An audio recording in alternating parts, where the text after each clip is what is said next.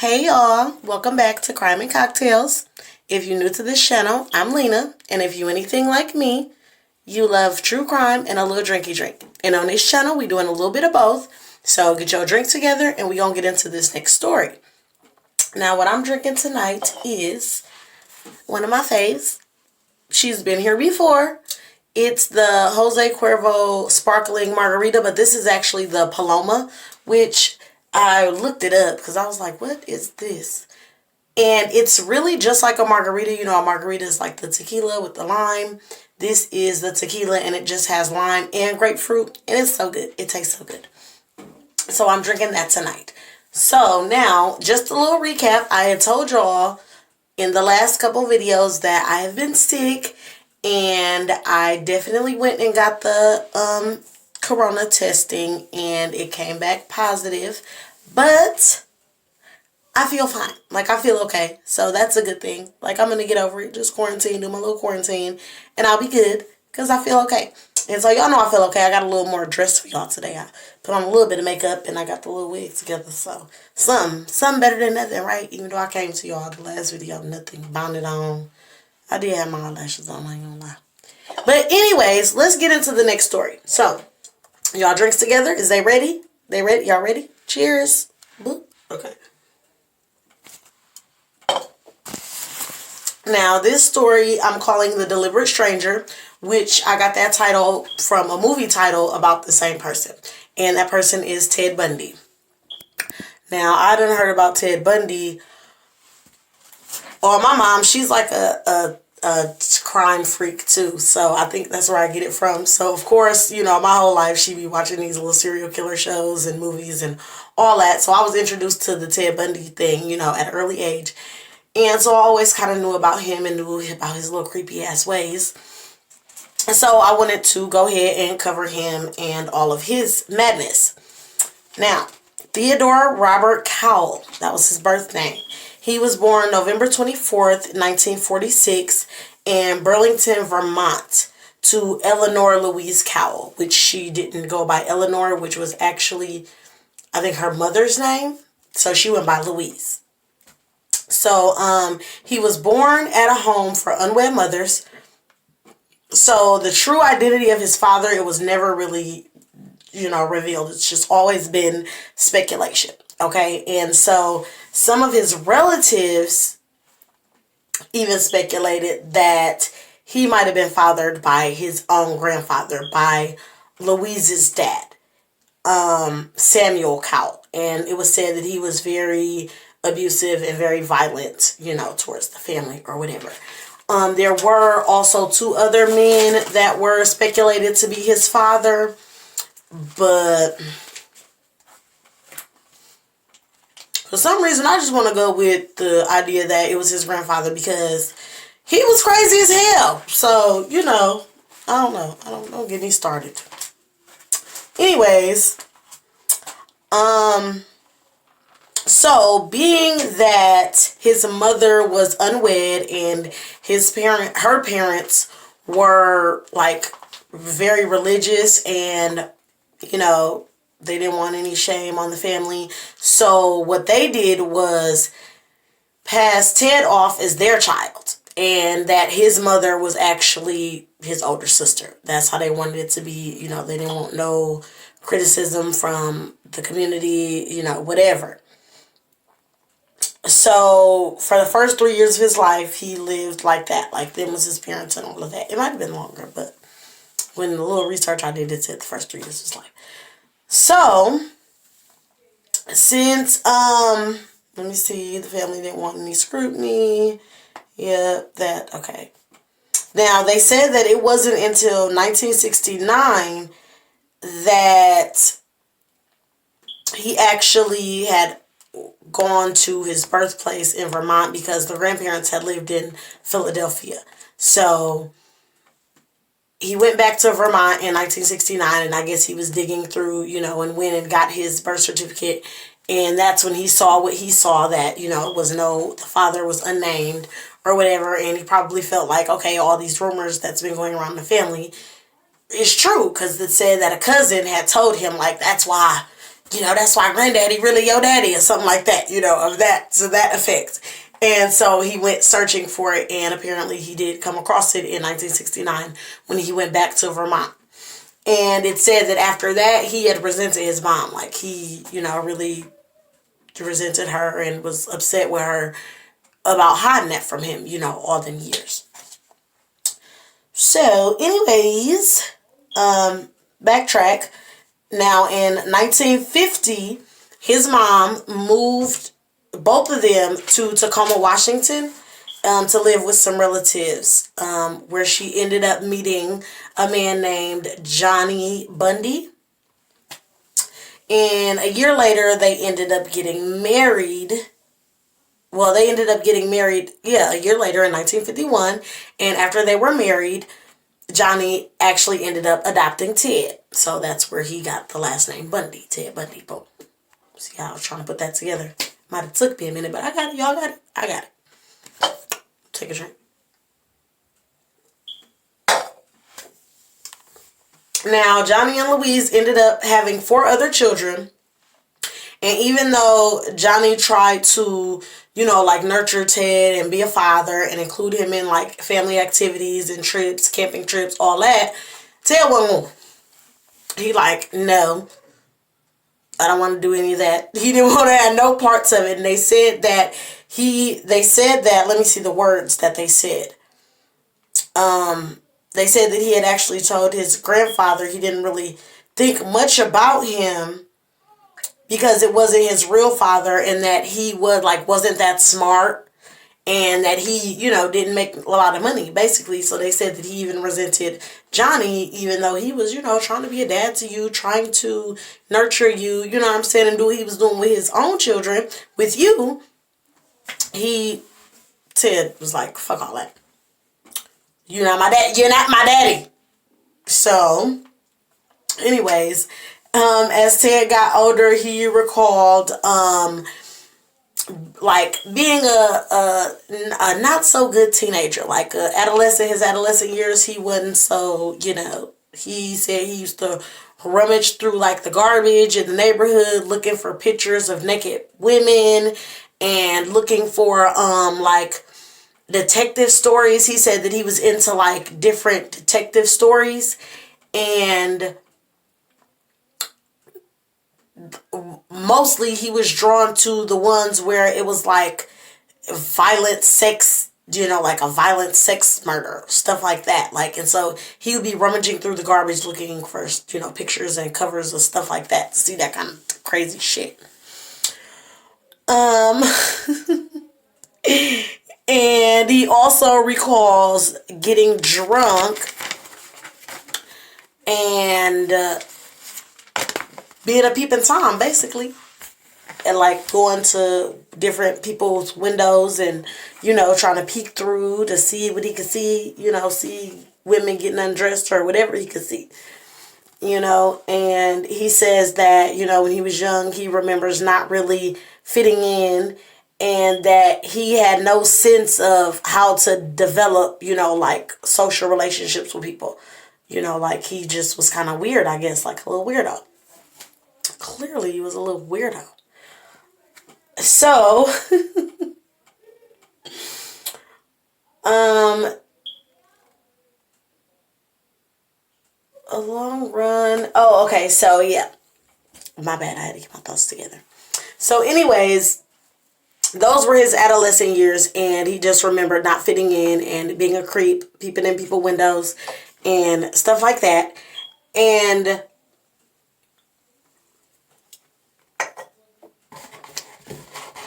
he did have a criminal record, in his youth. He had a criminal record, and he had recalled stealing things from people. And yeah, basically he was a klepto and a psycho. Klepto, psycho. 00, 007, 0010 is you. So by the time he turned 18, they expunged his whole record for all the little, bull that he had done in the past. They ended up taking it off his record and giving him a clean slate, which, I can't say that I disagree with that, because a lot of people do, you know, stupid shit when they're young and then they grow up. So I'm not mad at that.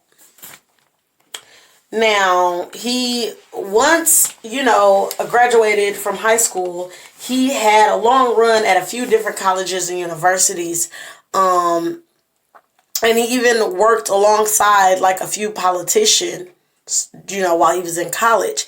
And he said that, I keep saying they, he had talked to, he wrote like biographies. So none of this stuff is really like alleged, because these are really his words. So I don't mean to be saying they. When I say they, I mean the people that were doing the interview or writing the book. But all this information is definitely coming from Ted.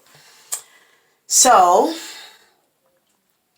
where was I? Gotta get my thoughts back.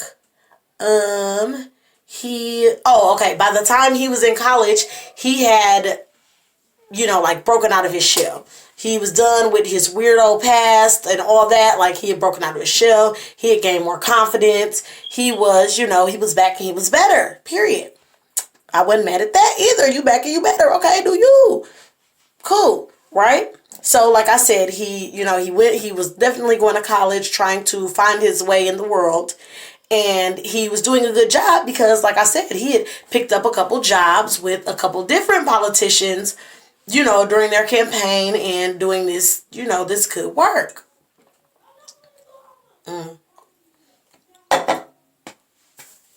He also kept up relationships with two different women. And it's more than two, but there are specifically two women that were, you know, like significant to his life. But it was said, like I said, he had came up out of his shell. He was cool. He was, you know what I'm saying, law student, doing all this, doing all that, working for these politicians. So, and it's also said, and it's noted everywhere, that he was, you know, a nice looking guy. He was handsome. So he was living his best life. He should have just kept this going. He should have kept this going, Ted. So, yeah, he kept up relationships with two different women before he broke up with one of them, which was Stephanie Brooks, in 1974. At this point in his life, this is said to have been the time when he started his rampage, right? But it is also speculated that he had started being a psycho and killing people and doing all this, before 1974.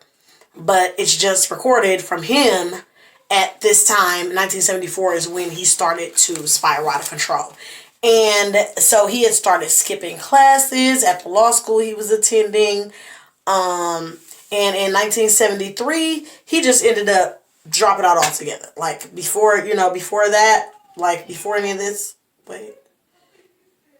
he started attending the law school in 1973. And in 1974, when all of his weirdness came back out, that's when he just dropped out of school. Okay. Y'all got me? Y'all following? Okay, so at the same time, when he ended up dropping out, young women around the area, around the campus, had started to disappear. And on January 4th of 1974, he had snuck into the basement apartment of a student at the University of Washington who was 18 years old. Her name was Karen Sparks. He ended up beating her with a metal rod that they said that had like came from her bed frame. And then he ended up sexually assaulting her with the bed frame. And it caused her severe internal injuries. She ended up being unconscious for 10 days. And when she did wake up, she had suffered permanent physical and mental disabilities. So it didn't say like exactly what that was. You know, I'm kind of nosy, I think. So I be wanting to know all the details. Like, well, what was it? What exactly was wrong with her? But whatever was wrong with her, it clearly happened because of this, and that's terrible. Like, that's so sad. That's so sad. Now, after this account, female students started to just start disappearing. He was just getting them. And they said that it was going at a rate about, one girl per month. Every month he was kidnapping somebody else.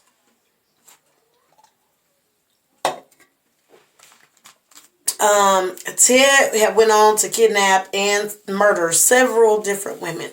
In total, he had confessed to killing 36 women. The authorities think it was more closer to 100 women. But as far as his confessions go, in that he had confessed to killing 36 women.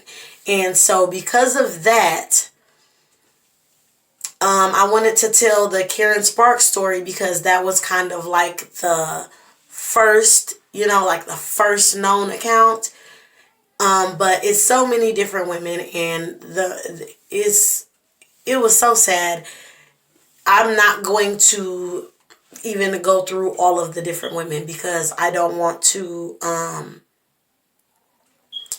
I don't want to just mention a few when it was 36. So I don't want to just say a few they were more important than the others because they weren't. They were all significant, and they were all sad. It was all just a sad story, and he was fucking sick. Okay? But it is a lot. It's a lot more to this story. It's a lot more. So besides, him doing this, what he did. So, like I said, he went on to kidnap and murder several women. Now, a few women who would have been possible victims, along with witnesses, claim that Ted's way of luring the women in were by him playing the role of a hurt man. He was hurt. He would wrap his arm up in a sling or, be on some crutches, while trying to hold something, like he was trying to carry something, oh, my arm is fucked up, but I got all these books in my hand, and then he would basically ask him for help, and some of these young ladies being nice and trying to be, good in the world and help your broke down ass. He'll lure him back to the car, and then, once he get him to the car, and he'll get him to go put the whatever it is in the car, and boom, knock him out, and push him right on in the car, and be gone with him. Now, while he was doing, this is the crazy part. This is the part that's always gonna get me. It is that while he was doing all of this, he served on 2 boards. He had 2 different jobs. One of them was working as the assistant director of the Seattle Crime Prevention Advisory Commission. And there, he wrote a pamphlet for rape prevention. What is you doing? You out here raping people, and then you gonna give them a pamphlet on how to avoid getting raped? So you know exactly what to write in here to lure them, get them come right to you. You know exactly, don't you? Hold on 1 second. I know! I don't hear you screaming and yelling. Shush! Shush! Shush! These kids, y'all see what I go through? This. Father God help me. Anyways, now, as I was saying, yes, he wrote a pamphlet on how to avoid rape for the same women he was raping. Crazy.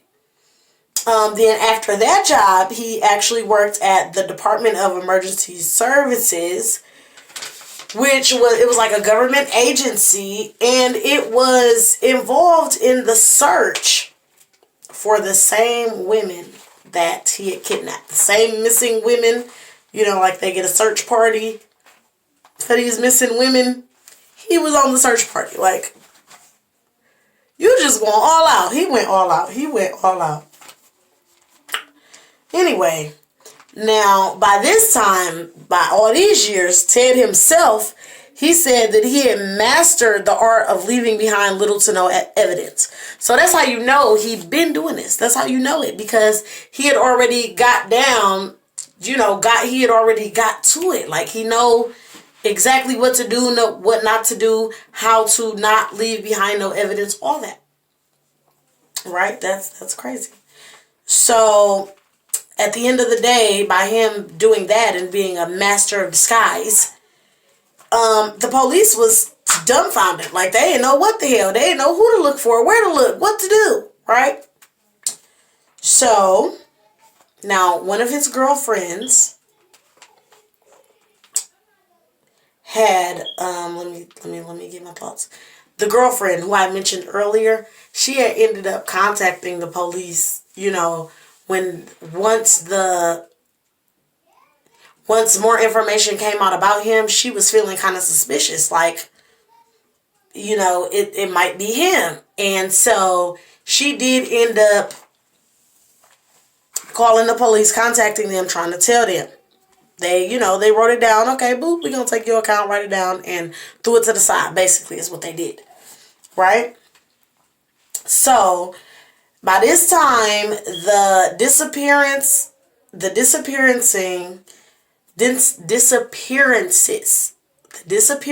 that were going on in the area and the beating of Karen Sparks, that first lady, it had raised a lot of media attention. Okay, and so, everything, to try to where he could have got somebody, it went down. Like women who was hitchhiking, the numbers dropped drastically. People would start getting scared. And so it was, it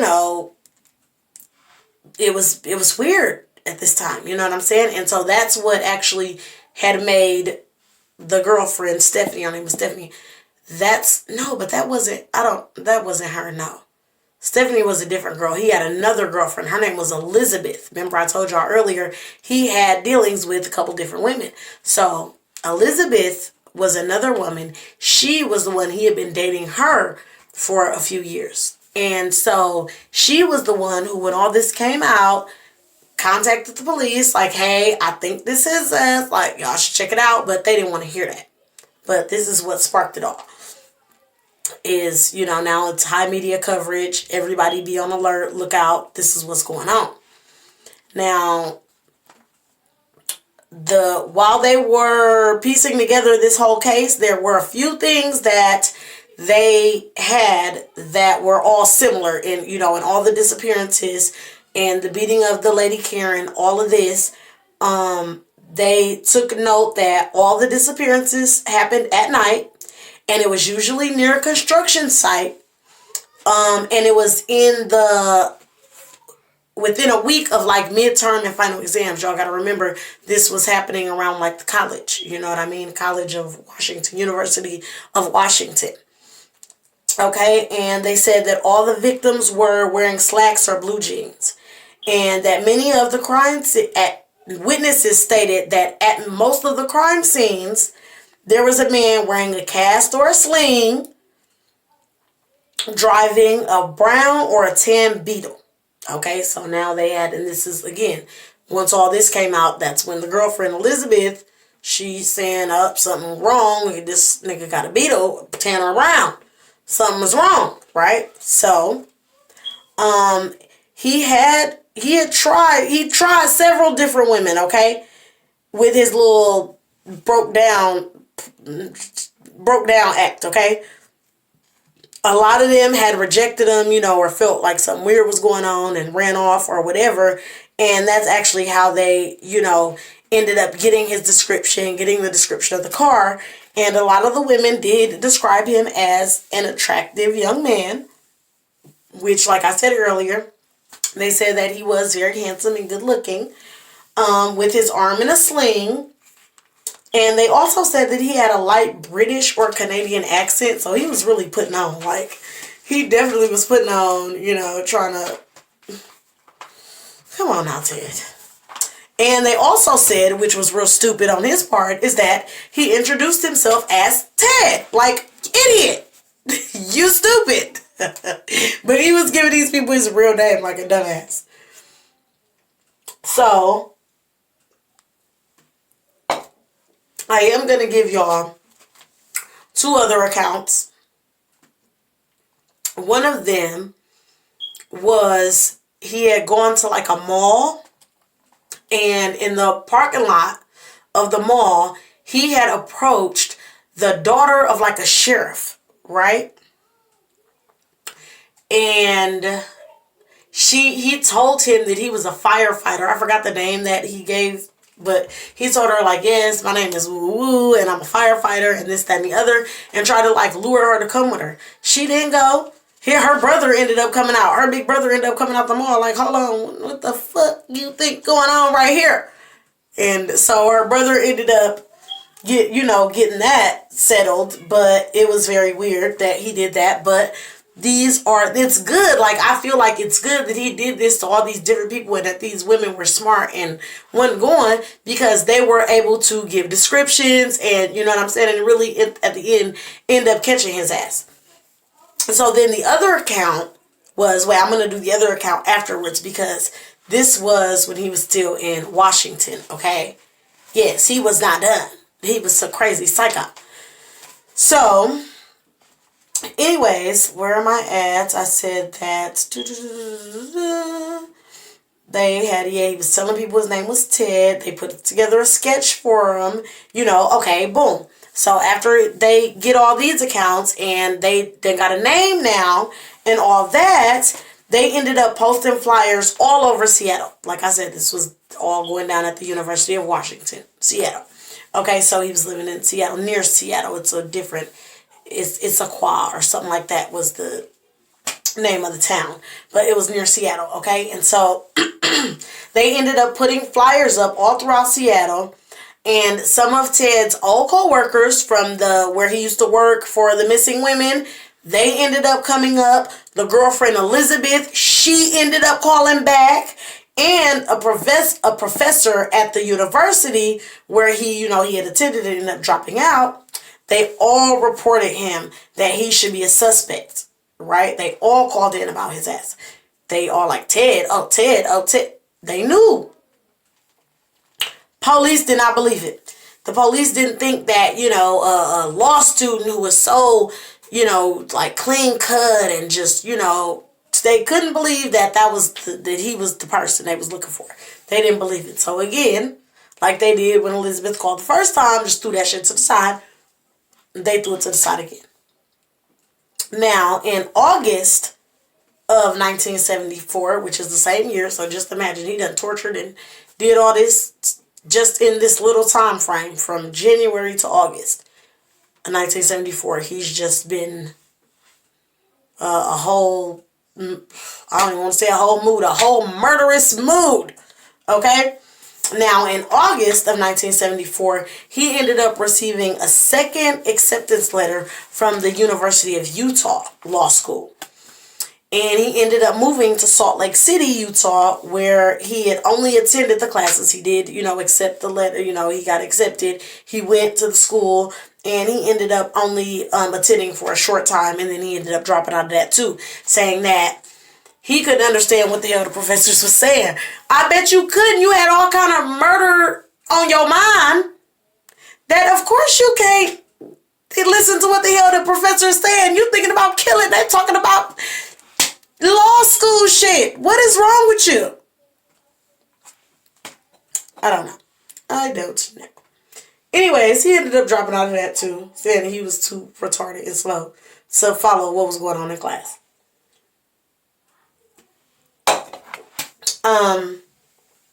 Once out of school, once he stopped with the school, the disappearances and the murders started again there in Utah. Same MO, same thing. They were saying that he was, killing these women and raping these women and strangling them with pantyhose. That part right there. Remember, I don't know, this is a while ago, one of my first videos, I said somehow I feel like murderers always strangle them with the pantyhose. This is where that idea came from. I told y'all I've been hearing about Ted Bundy since I was a kid. That's what they do. Don't wear girls. Do not wear no stockings. They gonna kill you with them. I'm just joking. But anyway, so now the girlfriend Elizabeth, who been trying to report his ass, she had been in contact with the police in Seattle too, and she ended up calling 3 times to convince them that Ted was a suspect. But they did not want to believe this. He was putting on a good front, which was, back like I said, once he started college and got in his college life, he was feeling himself. So he had all the right, saying all the right things, knowing everything to say. How y'all think he was getting all these women to come back with him? He knew what he was doing. He was a smooth criminal, a smooth operator. Okay? So, where am I? Okay. Now, on August 16th, 1975, the police finally arrested Ted in Utah. Okay? They finally got him. Now, when they searched his car, they found like a whole little, what they would call it, like a robbery kit. Okay, it had a ski mask in it. It had another mask in it made of pantyhose, handcuffs, rope, trash bags, an ice pick, and other, like, just tools. So they let him go on his own recognizance. They, you know what I'm saying? Like, okay, you said you're going to be okay. You're good. He had an excuse for everything that they found in the car. They let him go. Now, due to the lack of evidence and the fact that they had to let him go, but they did feel something weird and they thought something was going on, they ended up putting him under 24-hour surveillance. Okay? He ended up, I guess this scared him a little bit, so he ended up selling his car to a teenager in the town. Soon after he sold the car, the police came and got the car from the teenager and they impounded it. When they impounded that car and they, did discovery on the car, they found DNA evidence on 3 of the victims. Okay? And it was said that the police was like, this DNA in 3 different women's DNA in this one car. Did none of them know each other? It's highly unlikely. Like, it's something ain't right. Something is weird. We got him. So, on October 2nd, they put Ted in a lineup and he was identified by one of the victims that had escaped him. Now, this was the other story that I was telling y'all about. Remember I told y'all I said I had 2 accounts that I wanted to share with y'all? This was the other account. So, this lady was also in like a mall or like a shopping center or whatever, and he had came up to her and was like, hey, I'm Detective Rosalind, and or officer, I don't know if he said officer or detective. He was acting like he was the police. And he was like, somebody tried to steal your car and I just need you to come down to the station with me to answer a few questions and, get the report together. So, she obliged, thinking she was being a law-abiding citizen. And she said, okay. And they ended up, driving off. And they drove off and she said they were driving for a while. And she realized, like, they wasn't going towards no police station. So, what? So, she, started to ask him questions, and he immediately pulled over and tried to, like, subdue her, like, try to fight her. But she was a fighter, and she fought his ass back.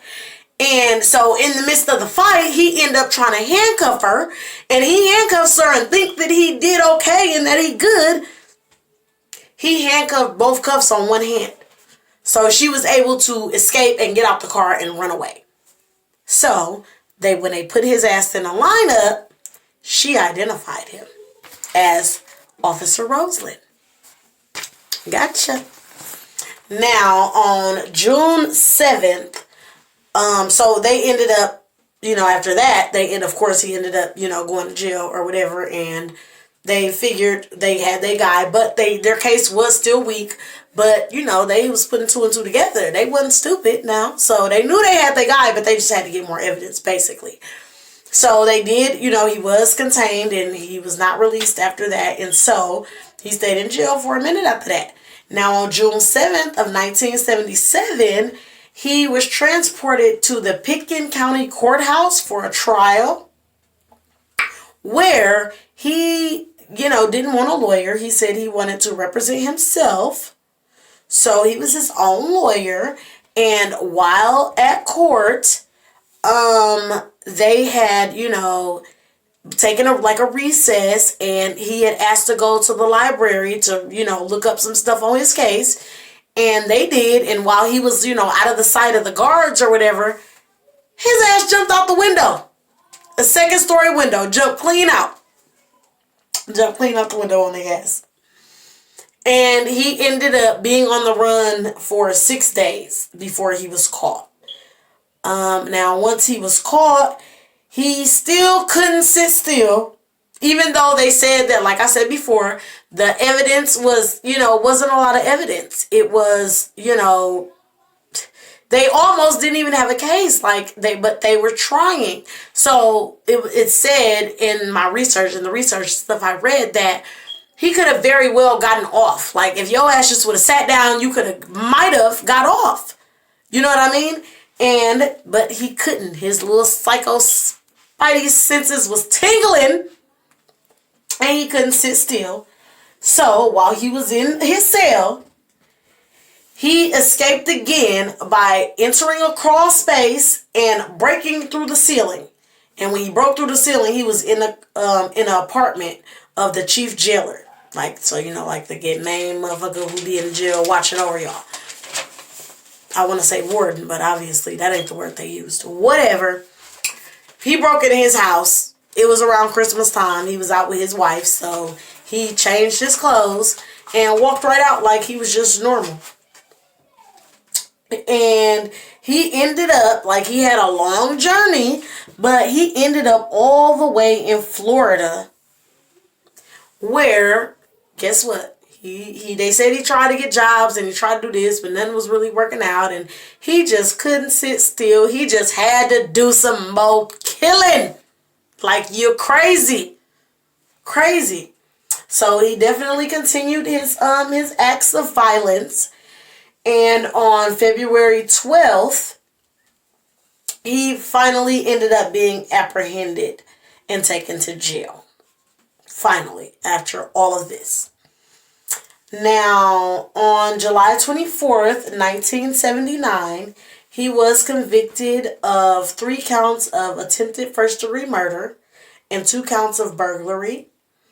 The judge sentenced him then to death for the murder, the murder convictions. He ended up getting death for that. And then he ended up having a second trial 6 months later, where he was also found guilty for abduction and murder. At this trial, and this was crazy. So while they were in the middle of this trial in Florida, he proposed to his girlfriend, who was also one of his co-workers at the place where he was doing the missing women's thing. One of the ladies who, was saying, oh, this might be all that. He ended up proposing to her. They ended up having a relationship. She accepted the proposal, which in the Florida courts, if something like that happens, then they do that in front of the judge, like in the court, they are married. So they were officially married then when he proposed and she accepted. Her name was Carol Ann Boone. Now, on February 10th, 1980, he was sentenced the third time. This time he was sentenced to death by electrocution, and in this conviction, it was related in the case of the lady who had gotten away, who he had handcuffed on one hand, to her. Okay, so he ended up getting sentenced death by electrocution for that, and some other stuff with that too. After the trial, he started doing all type of interviews to detail his crimes and how his criminal mind worked. You know what I'm saying? And he ended up confessing to all the murders. And he even confessed to additional homicides that the police didn't even know nothing about. Like, he's just confessing to everything now. All of it. I did it all. Everything is on me. That was his attitude. He even started offering up details that the police couldn't confirm. Like, he was just saying shit, and they was looking and nothing coming up. He was just talking like a retard. And they soon realized that was his way of, like, staying alive. Like, he was trying to get them details. I'll tell y'all more if y'all push off my execution date, which they did a few times. They pushed it back a few times until they caught on. Like, you just saying shit now. And they was like, no, we done with you. So, January 24th, 1989 at 7:16 a.m., Ted did die in the Rayford electric chair. It was said that hundreds of people sang and danced and set off fireworks while he was being executed, like in the little yard across from the prison. The people was dancing and singing and just rejoicing that his ass was dying. Ding dong, the witch is dead. All right, I heard that because he was raising hell. Now they say that his wife, the lady who he had proposed to and married, they did end up having a daughter that they named Rose, even though it was said that in the prison, they weren't allowed conjugal visits, but it was also said that the prisoners would, like, save up their money and then bribe the guards, like, let me be with my girl. And so that they was getting them. So it's not said that Rose was supposedly anybody else's child besides Ted, but her name is Rose Bundy, and they did end up having a daughter. Now, it was also said that Carol had believed that he didn't do that. Like, she believed him and that he didn't do all that. And so when they was going to trial, when he proposed and all that, she was speaking on his defense and saying he would never do that. And when he confessed, she felt, like, betrayed. Like, she was like, what? This is ridiculous. And she was messed up about that. And so they said that 3 years before he got executed, she ended up divorcing him. And she stopped visiting him altogether 3 years after. And that on the morning of his execution, he had ended up calling her, and she didn't answer the phone. She knew he was about to die, about to be a goner. And she was like, your fault. And that was that.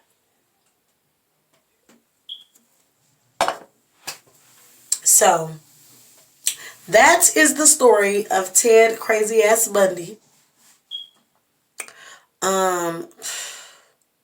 I don't know. I don't have an opinion on this case. I mean, I feel like I got closure because he confessed. He told everything. One thing that I didn't mention, though, is what his crazy ass, this makes him even more crazy, is because he said that he would kill these women, and, like, leave their bodies up, like, in the mountains or, somewhere where nobody will find them. And then he would go back to them and, like, have sex with them. And one lady said he washed her hair and, like, put makeup on her. So, yeah, just like crazy. Like, he was leaving their bodies there and going back. And he said he would do it all the time until, what's the word? I can't think of the word, but it's not rigor mortis. When rigor mortis sets in, your body is stiff. It's like the phase after that. That's when he couldn't do it anymore. Like, what the hell? Oh my God. So he was really crazy. And another thing that was very interesting is the first girlfriend who had kept calling the police, Elizabeth, she had recalled him doing weird shit with her. Like, she said she'll be asleep and she'll wake up, like, in the middle of the night, and he'll be under the covers, like, examining her body with a flashlight. What? Kind of crazy. And you stayed with him, girl? You stayed. As soon as I would have seen him with a flashlight, him and his flashlight would have been on the porch. Get the fuck out of here. What kind of weird? I don't know, y'all. I don't know. But it's crazy, but you know, it's interesting. We interested in this kind of weird shit. I don't know why. I just want to know why I was chosen to be interested in this weirdo shit. But anyways, that is the story for tonight. Of course, you know, y'all can look it up yourselves and read all of the details and everything. I just try to come and give a once over, you know, of how crazy people be and how we be living amongst these people and not even knowing, be married to these people, not even knowing, sleeping in the same bed with these people, shining flashlights on us in our sleep, not even knowing. I don't know. But I appreciate y'all for being here and coming with me. This video is actually long. I knew it was going to be long because this story was long. He did a lot of shit. 36 women. So we went on 45 minutes and it is what it is. I didn't mean to keep y'all so long, but I hope y'all enjoyed. And like, subscribe, share, and please leave y'all comments. Y'all be acting like y'all scared to comment. We is all here for the same reason, to hear about these crazy ass people. Leave y'all comments. Tell us, everybody in the community, what y'all think about this. Like, let's go. We all a little crazy because we here. Period. So, thanks again. Like, subscribe, share, leave your comments. I love you all. Thank you all for the support. And we will be back Friday for Famous Fridays when I will be covering Lala Brown, who was an up-and-coming singer from Milwaukee. So we're going to talk about her for Famous Fridays. So we'll see you Friday. Thanks again. Bye.